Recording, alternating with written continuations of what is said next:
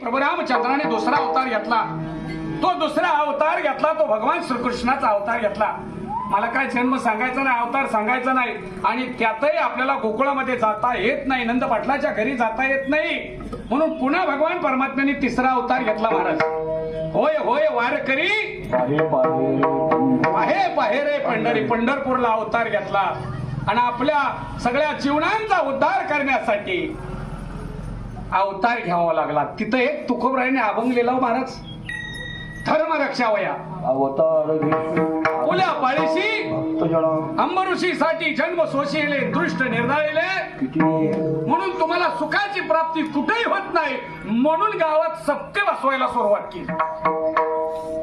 म्हणून तुकोबरायाने अभंगलेला महाराज, तुझ आहे तुझ पाशी बरी तुझा चुकलं, बरे तू जागा चुकलाशी. आपण जागा चुकतोय आणि काशीला जातोय. काशीला